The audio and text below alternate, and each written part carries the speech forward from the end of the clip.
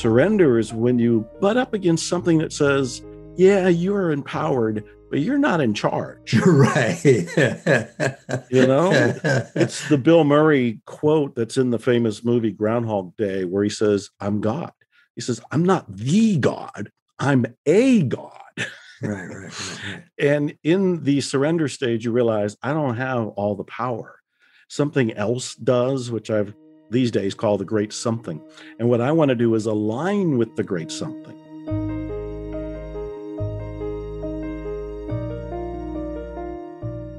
Welcome to Letting Go and the Greatest Secret, where we explore the end of your suffering and the beginning of lasting happiness. I'm Hale Dwoskin, and today we'll be talking with Dr. Joe Vitale, who is featured along with me in Rhonda Byrne's movie and book, The Secret. Dr. Joe Vitale is the author of too many books to list here, from Zero Limits to The Miracle. He's also a singer-songwriter with 15 albums recorded, and he's been in 17 movies. Joe is known as a spiritual teacher, hypnotic writer, and creator of Miracles Coaching.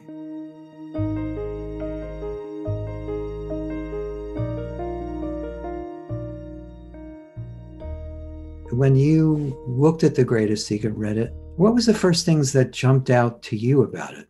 I remember my very first thought, and I thought, good for Rhonda, she caught up.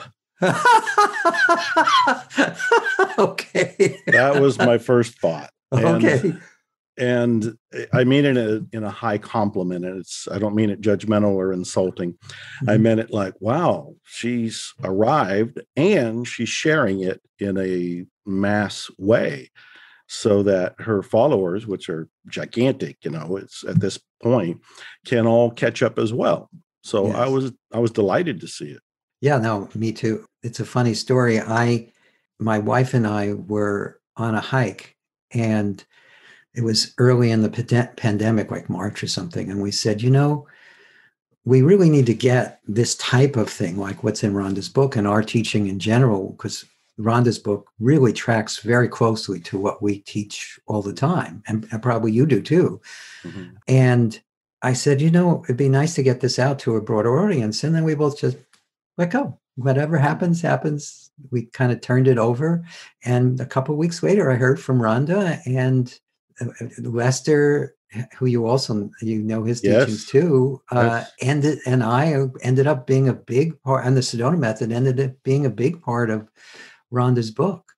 So how does Rhonda, what's talked about in The Greatest Secret, in your estimation, how would you explain to people who are really into the first teachings, The Secret, how the two complement each other? How would you explain that? Yeah, it's a good question. And it's a bit of a struggle to answer because the people that are caught up with the first secret, which is about manifestation and the law of attraction, are all about getting. They're about getting, they're about receiving, they're about manifesting. And there's not a thing wrong with that. Mm-hmm. I still teach it, still believe it. It's far better than being a victim in the world. Oh, totally. Right. And so it's a very empowering stage to be. But the greatest secret goes beyond it. This is almost like talking about the fundamental essence of the universe and all that is possible within it, as compared to what the limited thinking ego is going to focus on to attract. Right. So the secret is priceless. The secret is priceless. Again, it's empowering people. And there's nothing like feeling like you can have, do, or be anything. There's nothing like that feeling. You're Superman, you're Superwoman. But the greatest secret is taking you to a dimension that is hard for the people that are still stuck on the secret to comprehend. And yet, this is the place we all need to go. This is the background of all of it. The secret is almost like a theatrical show, and the greatest secret is the stage that it's appearing on. Oh, I like that analogy. Yes, it's definitely like the stage.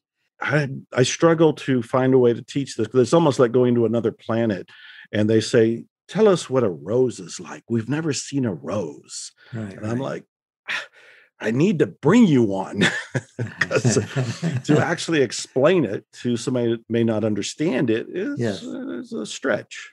Yes, it is a chess. But I thought Rhonda went a long way in that direction.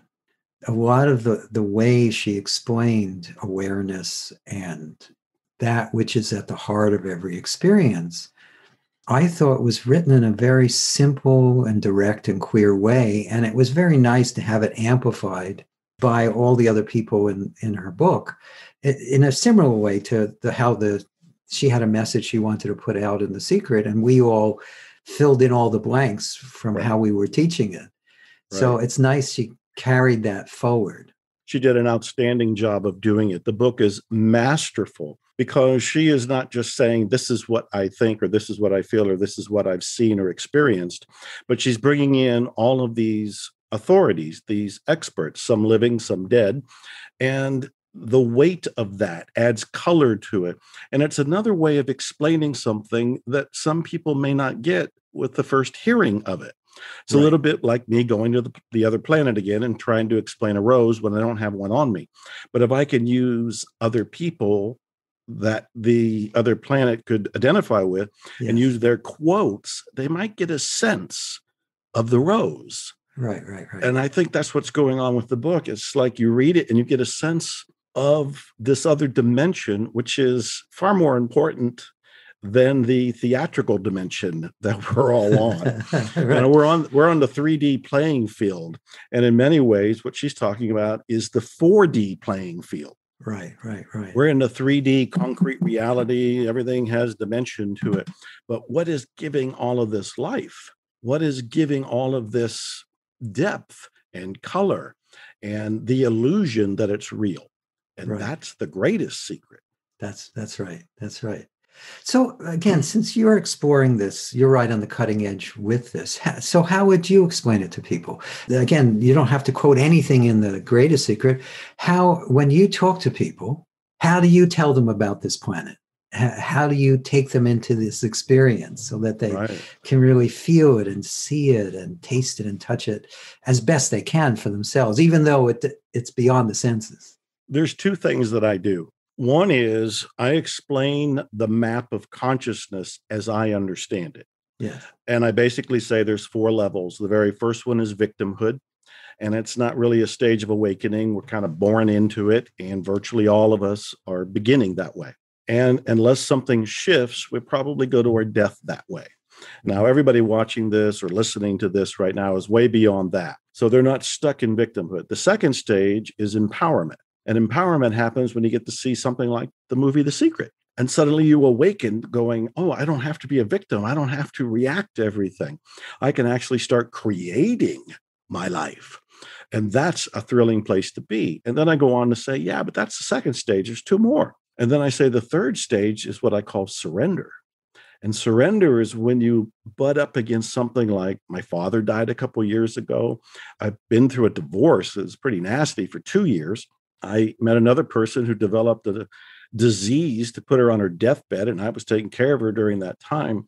And you butt up against something that says, yeah, you are empowered, but you're not in charge. Right. It's the Bill Murray quote that's in the famous movie Groundhog Day, where he says, I'm God. He says, I'm not the God, I'm a God. Right. And in the surrender stage, you realize I don't have all the power. Something else does, which I've these days call the great something. And what I want to do is align with the great something. Now, all 3 of these levels is still Joe Vitale, the individual, participating in them. The fourth level is what I call the awakening. And the awakening could be called enlightenment. It could be called a wide variety of things. But that's more or less when the individual id, the ego, pops. And what's left is divinity living and breathing through you. And that is That's the prize. Right. Everything pales compared to that. Totally Right. pales. Right. Yeah. Everything else is just like, it was entertainment. Yes. It Yes. was distraction. It was the things that we did to get to this point. And so I explained, I say there's two ways that I do this. One is by explaining these levels of consciousness. And what we would like to experience is awakening, permanent Yes. awakening, not even a satori, which is a glimpse of awakening, but an awakening. Yes. And the second way that I do this, and I walk people through a meditation, and I'll just describe what it is so we don't have to do the whole thing. How right long now. is the meditation? I can do it in a couple of minutes. So let's take people through the experience. Let's not tease them. You can describe it first. Okay. Please describe it first. But again, I've been encouraging everyone I'm talking to, both from The Secret and The Greatest Secret and other thought leaders that I think can contribute to this conversation, to give people real tastes of how they see it, how they teach it, things they can use immediately. And if you have something you can do in a short amount of time that you think will give people a taste of it, please. We can do it in 2 minutes or so. Great. Basically, what I do is walk people up to the door of awakening. Right. I'm kind of grinning a little bit inside myself, thinking, oh, this is so good. And this is so easy. Right. And so what I begin by saying, notice your thoughts, Yes. which is a form of meditation. You can just notice your thoughts, but I'm inviting the people watching or listening right now to notice that they're thinking. And they might be thinking, I like Joe, or I don't like Joe. I like Hale, I don't like Hale.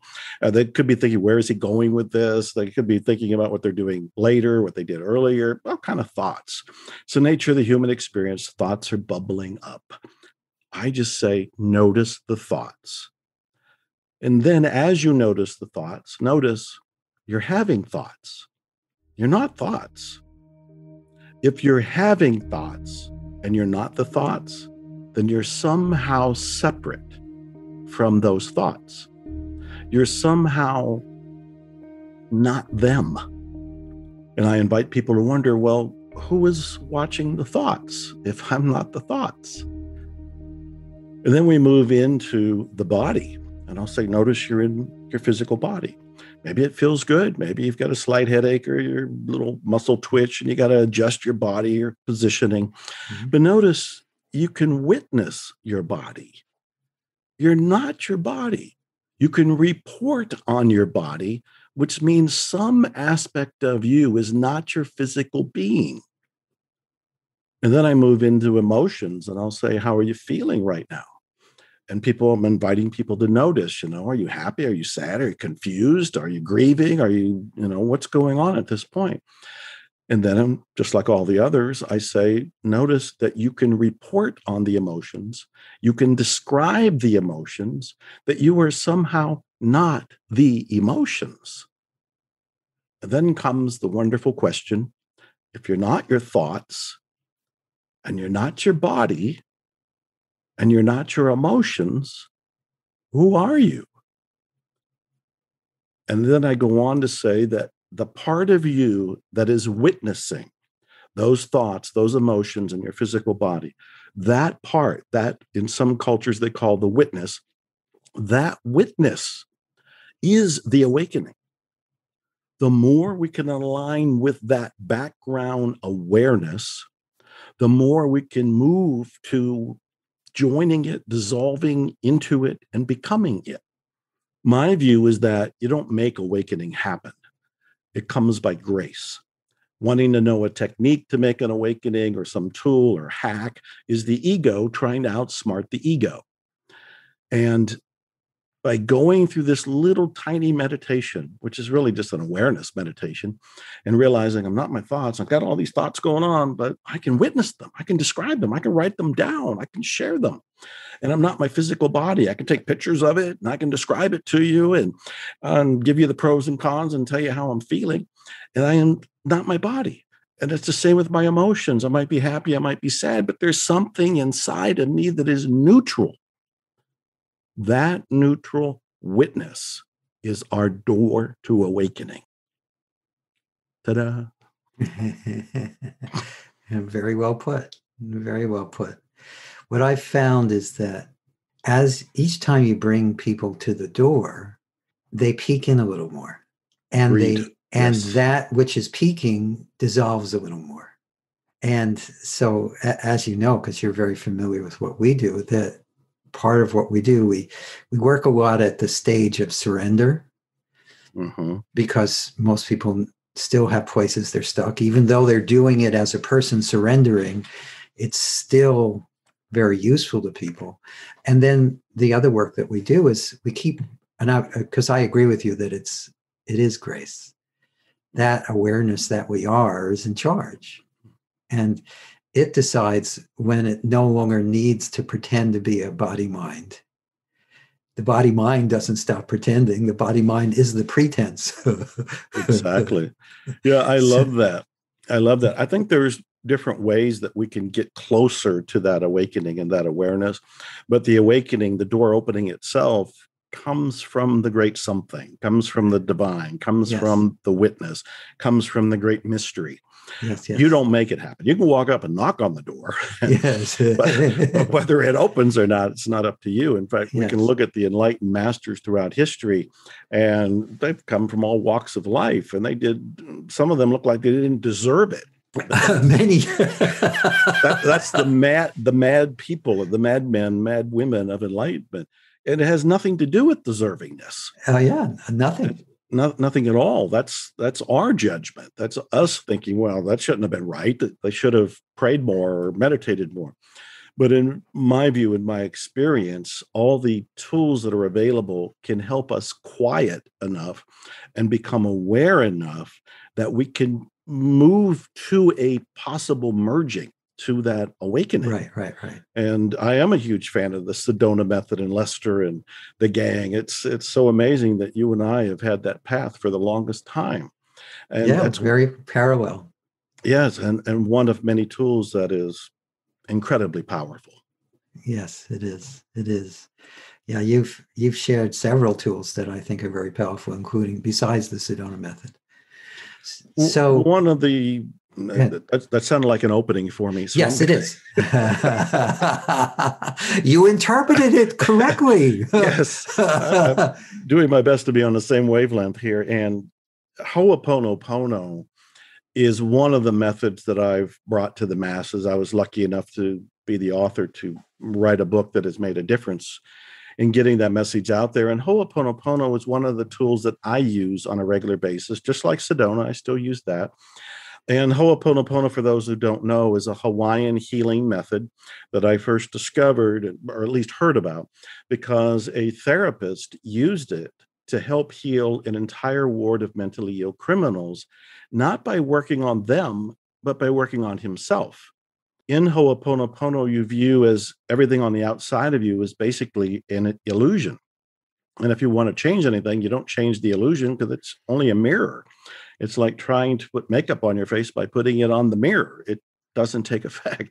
You got to put it on you just yourself. have a dirty mirror. You have a very dirty, yes, isn't that relevant? You have a dirty Yeah. mirror.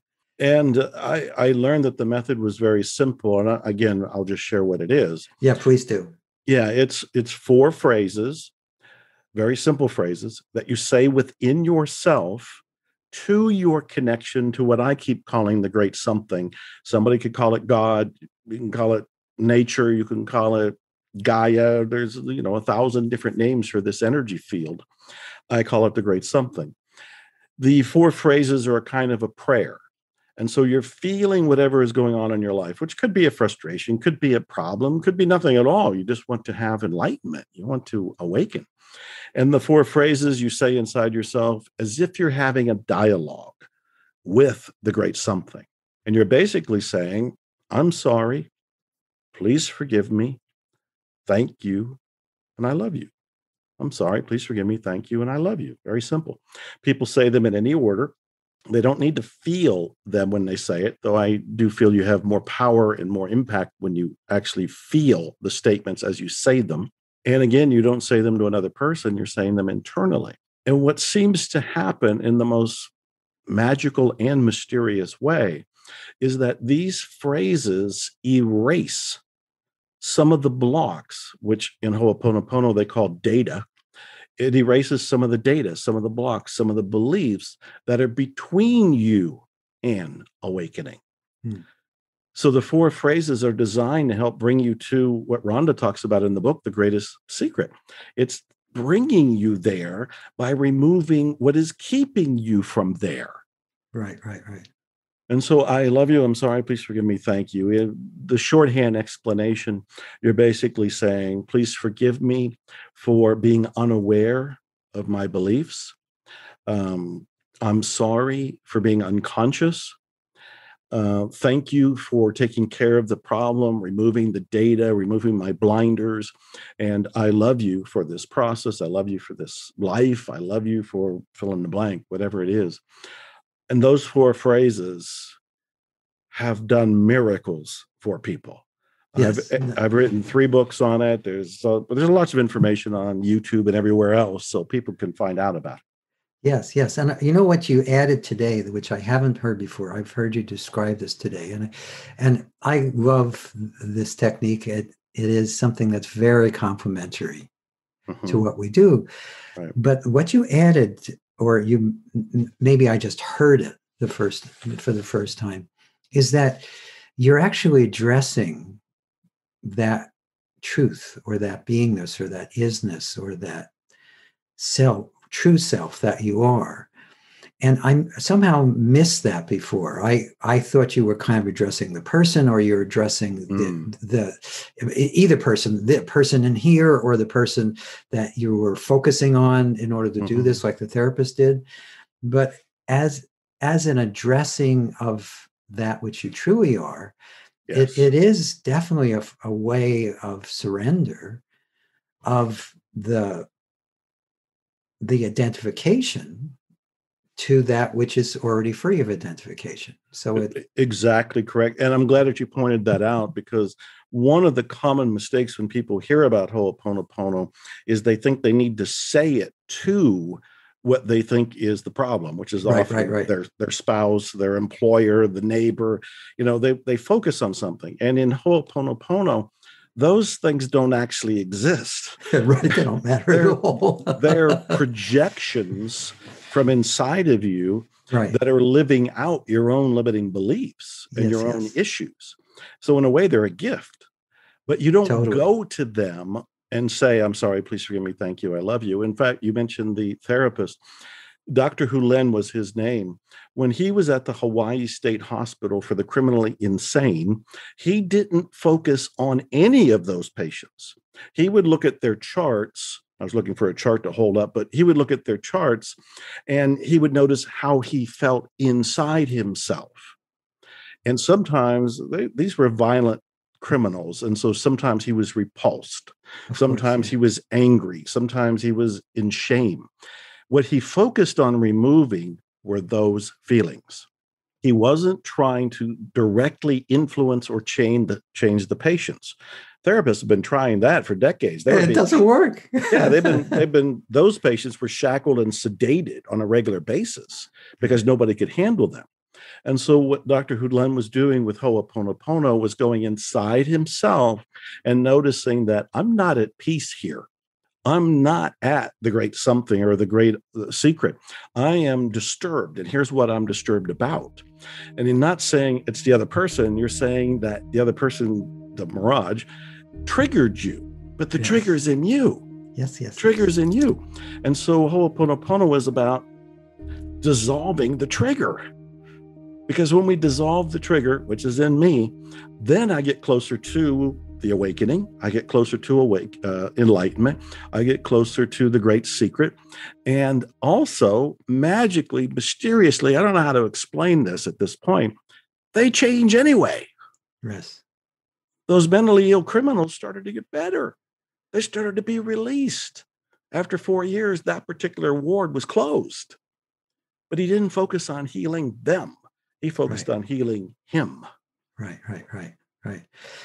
I know that's very radical. And again, that is why it's so powerful, is because it's focusing on the source. Yes. As opposed to the reflection. It's like staring at a mirror and making an angry face at it and expecting the mirror to change your face, change the reflection in the mirror. It's not going to work. Yeah. It just magnifies. Yeah, the cycle continues. What's interesting is that somehow we have to keep hearing this until at some point it takes hold. Yes. Or until at some point we let go, depending on how you want to look at this.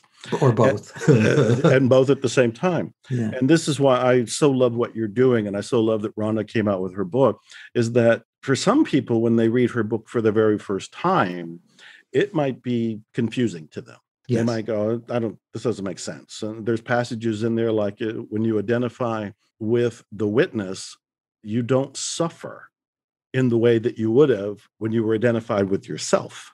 And when somebody first hears that, especially if they're suffering right now, they're got to go, "Ooh, that's BS." Right.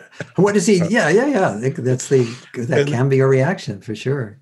And that's why we need to hear this over and over again. And I'm more or less speaking of myself. One reason there's a wall of books behind me is that I'm constantly reminding myself and stretching and doing my best to find and delete the limitations, and using every tool available, whether it's Sedona or Ho'oponopono, to help me get to that end.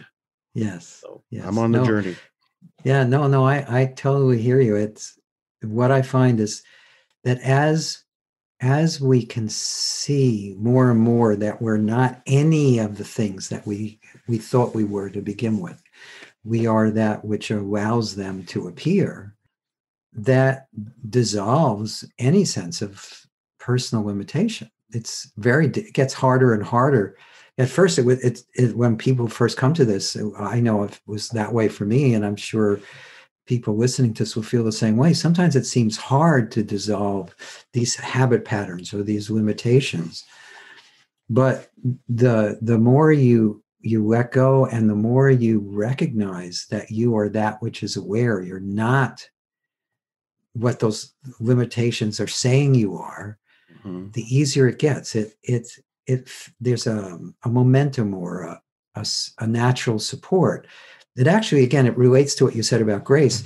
It feels like that awareness that you are, the more you focus on it, the more you honor it, the more you love it, the more you make yourself available to it, the more it actually dissolves you into itself. I totally agree. I actually think that's the meditation that we could do on a daily basis. Even if somebody took what I was doing a little earlier with a short meditation, and I said, "You're not your thoughts, you're the witness, you're not your body, you're the witness, you're not your emotion, you're a witness." All of that is to get people to look behind the illusion, to look behind what we've been identifying with.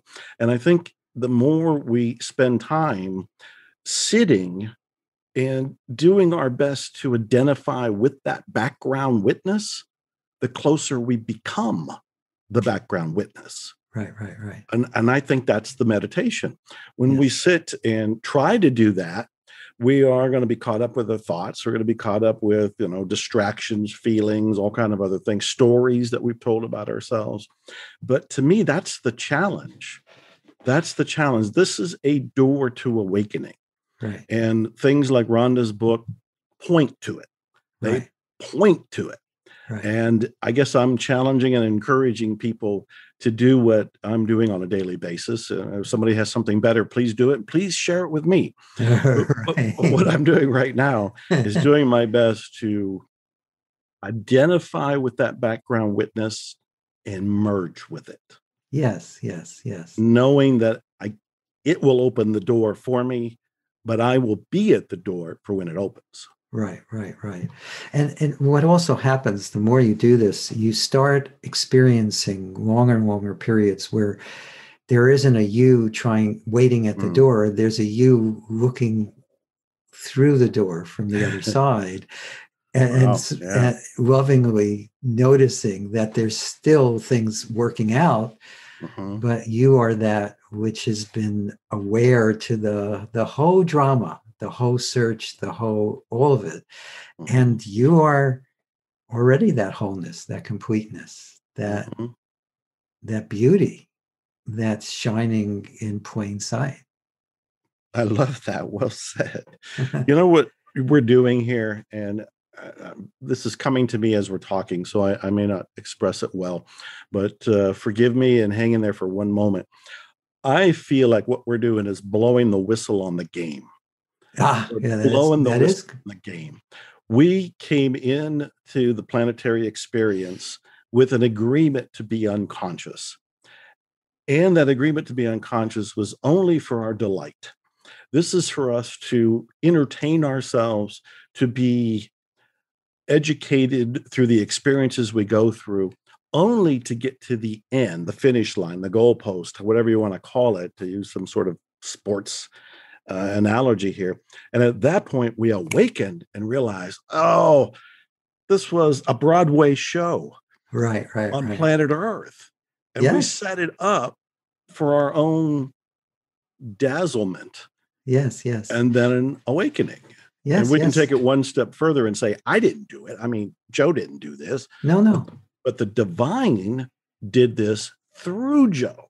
Yes, and it's doing it through all manifestation. It's doing it through all manifestation. I mean, the wonderful thing about this awakening that we're all part of, everyone listening to this, even people who at this moment are completely unconscious to this, because there's just this one, what do you call it again? The great beyond, or whatever it is. The great something. The great something.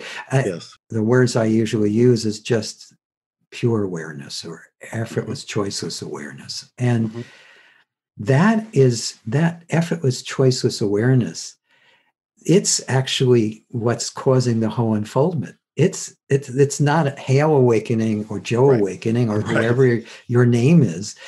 It's awakening through to itself through all manifestation. Everything is participating in that awakening, and it's in no way personal to Hale or Joe or anyone else. And that's why it's also an act of grace, because we are fortunate, and everyone listening to us is fortunate because we're consciously interested in participating. Yes. So we get to enjoy the game a lot more. You know, a lot of us are still being dragged behind the bus, kicking and screaming, or we're in the bus steering, and we forget that the wheel is the bus that we're steering. That the wheel actually isn't connected, so we're going like this, and the world isn't always right. But in my experience, it's a completely impersonal unfoldment that feels personal to each individual, but it isn't. It's all grace. For some reason, I have the image of being on a small theater stage. And as I'm on this small theater stage, I've been playing the role of an author, sometimes singer-songwriter, musician, sometimes a guy who appears in movies, sometimes a guy who appears on stage.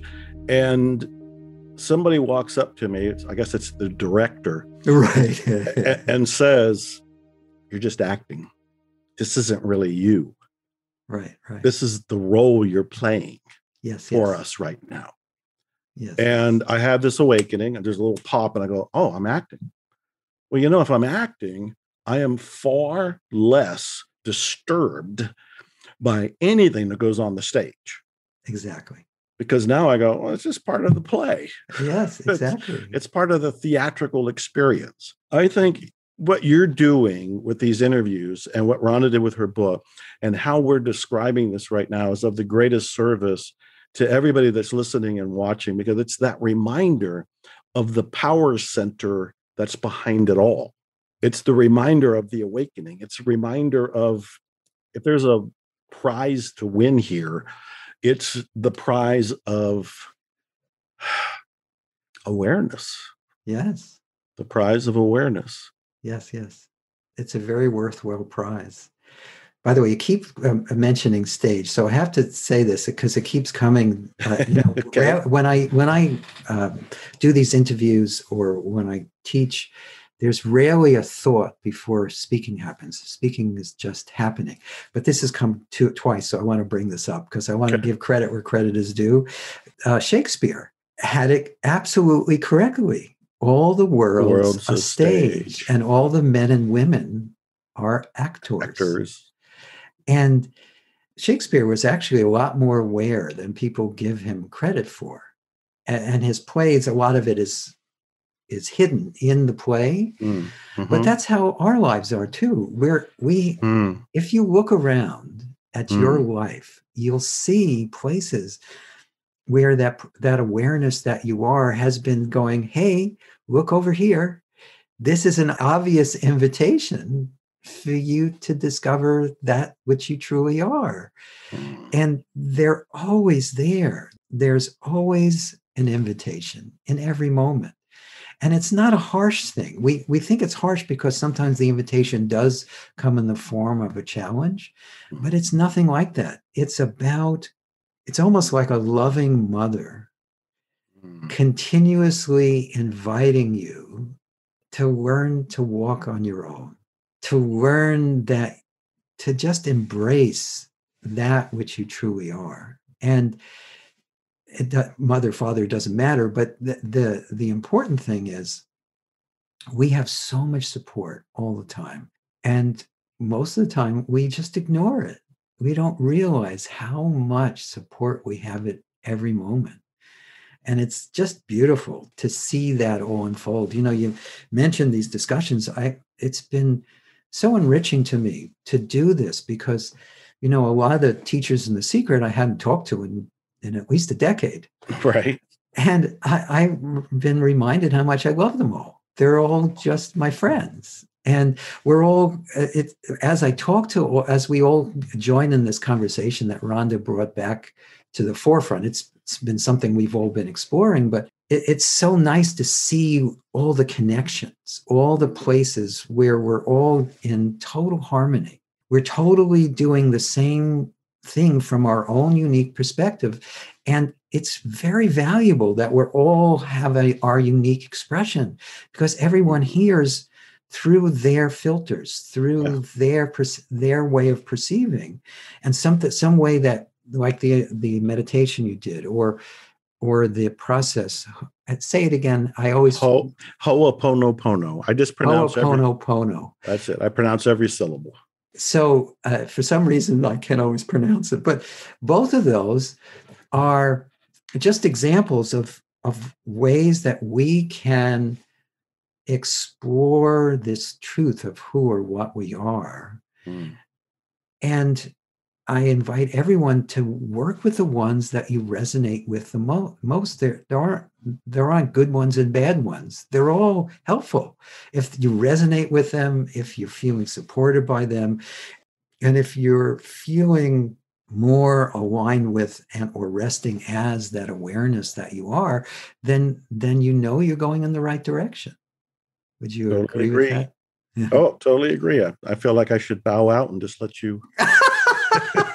No, I'm not trying to take over here. No, not at all. I just love what you're saying. One of the things that's happened as we've done these interviews is, at first I was trying to not break the wall between the interviewer and the interviewee. I've tried, and it was actually hard for me because I'm generally the one people ask me questions. So here I'm asking questions. But then I realized, just have a conversation because that's more natural. Right. And I invite everyone, don't just listen to all of us. You have conversations with your friends and relatives who are open to this too. Share this conversation. It's not even about sharing Rhonda's book, or any of our individual work, but if we could engage in the conversation around discovering the truth of who we are, as opposed to, God, this really is terrible, or this is awful, or I want to tell you about my problem that I believe is real and true today. If we engaged around this instead, it'd be a very different world. I totally agree. When I was describing the Ho'oponopono basic method and the 4 phrases, I love you, I'm sorry, please forgive me, thank you. I just feel I want to point out that all you really need to do is take one of those phrases. If you take either thank you or I love you and made that the new mantra going on in your head, that your life experience would change right there. Yes. Especially if the thinking, which is distracting us from the great secret and from the awakening, our thinking is just the monkey mind rattling off and is going to do all kind of things and manipulate us in all kind of ways. If we can replace it, if not with all four phrases, I love you or thank you, I think we would just transform right there. Yes, I happen to agree with you.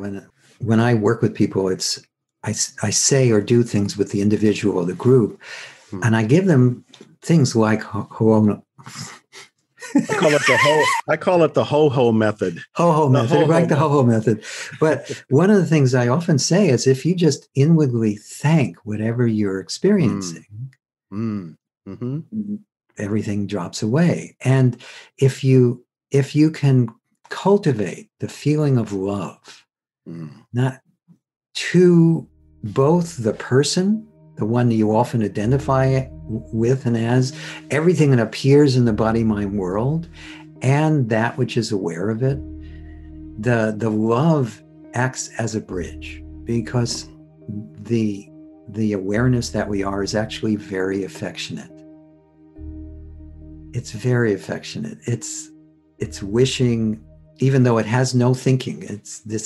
I'm using words and it's a pointer. It's not the absolute truth, but there is this sense that awareness, the awareness that we are, is affectionately aware of everything that's happening. And if you tune into that affectionate part, it helps you open your heart more to the direct experience of that which you truly are. I love that.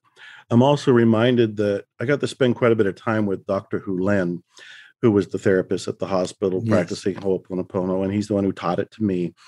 And he came back from a walk one time. He loves to walk.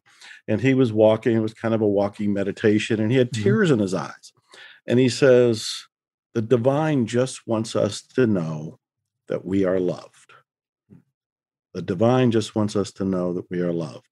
And I'm thinking of this partly because when you said there's a certain affection quality, and again, we're using words to point in the direction. Right. And it's like me trying to describe the rose to the aliens again. Right. It's a challenge, but it's the idea that background essence, that is alive. And if there's any word that we humans might use to describe it, I would say love. Yes. I might add unconditional love, but I would say love. So that sense of affection, that sense of love, is another reason for us to practice this meditation of going beyond the thoughts, going beyond the body, going beyond the emotions, or behind all of it, depending on how you look at it, so that we can feel that love. Yes, yes. And embody it. The wonderful thing is that in my experience, and I know it's your living experience too, is that love is actually who or what we are. It's not something we need to get from anyone else. It's not something actually anyone can give us. We are its source. Yeah. I'm nodding my head, and the people that are listening on audio are going, right. We don't know what he's doing. He's silent. I'm silent because I'm nodding my head. Right. But everyone listening, if you can allow yourself to just be open to that, at least as a possibility, that the love that you're looking for outside of yourself is already right within you, just that in and of itself will transform you. Nice. So is there anything else you want to share with people that you think that would add to this conversation we've been having? I've been enjoying it a lot. It's been very rich. And I really appreciate the fact that you gave two very clear things that people can explore.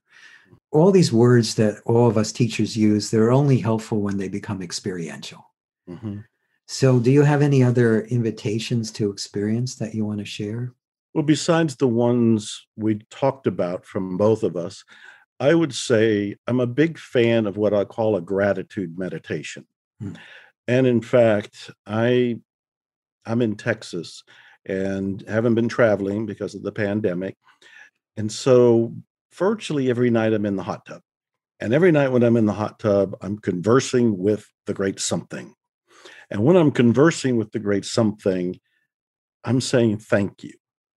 And I will go through my day and I will say thank you for whatever took place. And it could just be that I woke up and I felt good, or the sun was out, or it rained or it didn't rain, or, thank you for the interview that you and I just did. And that experience of gratitude is another meditation. It's another technique, but it's another way to get to the door of awakening. I have found that the more that I really genuinely get into the spirit of gratitude, I change. My physiology changes, my mindset changes. Any stresses that I might have carried through the day between the hot tub and this technique, they get melted. Right. Good combination. Right. Hot tub and meditation. And what I end up is kind of sitting at the door of awakening. Yes, yes. And because that's the door that's full of love and, as you say, affection, and I will add gratitude, it puts me that much closer, right, to actually merging with it. Yes. So yes. That said, I would invite people to experience gratitude every day, or as much as possible throughout the day. What are you thankful for? What are you grateful for? And I tell a famous story. It's been in several movies now, but it's about when I was homeless, in poverty, struggling, but I was reading all the books, trying to do all the techniques. I would go to the library, and they kept talking about gratitude. And I thought, yeah, I'll be grateful when I have something to be grateful for God's sake. And then I picked up a pencil. This is a pen, but I picked up a pencil and I said, okay, I'll be grateful for this. I wasn't grateful. And I was playing along. I was skeptical and I was belligerent and I was angry. And I said, all right, with this pencil, I can write a suicide note, and I can write a grocery list, and I can write, a to-do list, and I can write the great American novel. Oh, wait a minute. I started to shift. I can write songs. Oh, wait. I can write affirmations. Whoa, this is getting exciting. I can write a love letter. I can write romance novels. I can write, next thing I know, I get chills every time I tell this story. And then I turned the pencil over, and of course there's an eraser, and I went, oh my God, this is genius. There's an eraser. I can erase the suicide note. I can correct my misspellings in my manifesto. And I went from belligerent, ungrateful, having nothing to be grateful for, to feeling transformed. And it was with a pencil. And so my whole point is, you don't actually need anything to start feeling grateful. You can fake it at first, and you will move into gratitude. And you do that on a regular basis. And man, then you start living in a hot tub at night and having things that you can list that you're grateful for. Well said. The other thing is too, is when you can find at least some gratitude to the gift of things that you still consider challenges, they stop being challenges. They seem to transform. It's, to me, how it appears that inwardly they transform, because instead of fighting with them or rejecting them or saying no to them, you're having that attitude of grateful. Yes, okay, I don't like the way the lesson is coming, but I see that there's something I need to recognize here, or open to here, or discover here. So adding gratitude for that, and that's exactly what you're talking about with the pencil, and it's like that, because even if you're faking it at first, that energy is so transformative because it's coming from source. Gratitude is another word for love. It's interesting. The Ho-Ho method is all four questions are really about love and forgiveness. And no matter how you phrase them, and have that being your focus is beautiful. Absolutely true. So I think we've covered a lot, and it's been fun. Any summary thought you want to leave people with before we wrap it up? I would say trust your inner guidance. It's a learning experience. I remember when I was hearing, trust yourself, trust your guidance, trust your intuition. And I'd go, yeah, but I'm confused. I don't know which is my guidance and which is my intuition, which is the devil, which is the intellect. I don't know. I would say it takes practice and it takes discernment. But the more we can be quiet and tune in to the still small voice within, I think it is going to take us to the door of awakening. Yes. It'll take us, like people are listening to this hour-long or so conversation, and out of it there'll be a couple gems that they'll go, oh, I really want to try the ho-ho method, or I really want to do Sedona, or I really want to read Rhonda's book. Whatever it is for them, trust their inner guidance.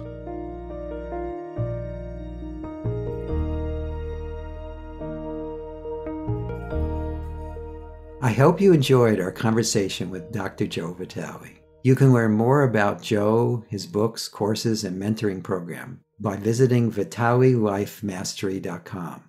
That's www.vitale, spelled Vitale, lifemastery.com. vitalelifemastery.com. If you enjoyed this podcast, please subscribe so you have immediate access to future episodes. Please give us a 5-star rating and share it with the people you care about. If you'd like to learn more about my work, my mentor Lester Levinson's work, and the Sedona Method, please visit www.sedona.com. As you explore our site, you'll learn the key to lasting happiness, success, peace, and emotional well-being. We have books, courses, events, and plenty of free material to explore. Again, go to sedona.com. That's SEDONA.com. Thank you for being here, and we'll catch you on the next episode of Letting Go and the Greatest Secret.